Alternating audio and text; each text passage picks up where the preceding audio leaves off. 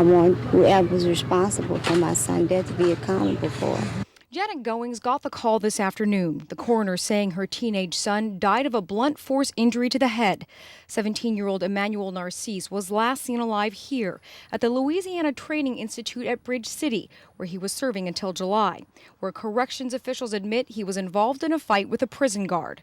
A woman in the warden's office who refused to identify herself said today that they were too busy to talk, that they had too much paperwork to comment on Emmanuel's death. But Channel 4 has learned this facility and 3 other state juvenile facilities have been under federal investigation for years. In a 17-page letter to the governor obtained by Channel 4, the U.S. Department of Justice said their investigation uncovered serious, systemic, and in certain cases, life-threatening harm being inflicted on the juveniles in all 4 facilities.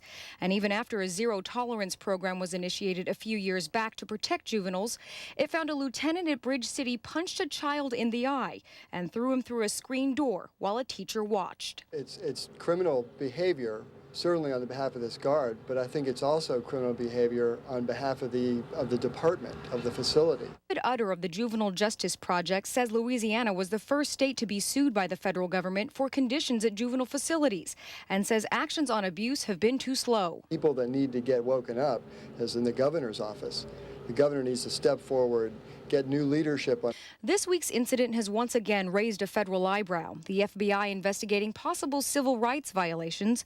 A spokeswoman saying the agency stayed at the facility late into the night, interviewing possible witnesses.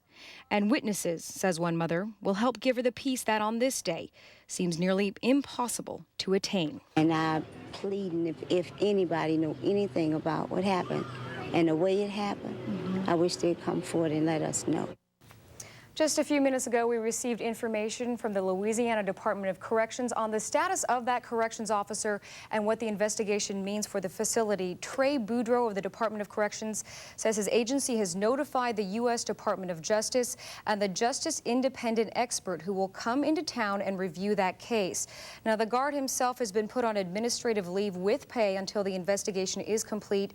He's only been working there 6 weeks, according to Boudreau, and there was actually a settlement in this case. The issue that we were talking about in the story, there was a settlement in 2000. Boudreau says that they have been in compliance with those conditions up until this point, and it's up to the Department of Justice to figure out what to do from here. And how is the family coping with all this? Well, obviously, the mother is very, very upset about what's happened. They're actually planning a vigil for tonight at 7 o'clock in front of the correctional facility. They say they have several other families who have the same issues that they do, same concerns. Okay, thank you, Karen.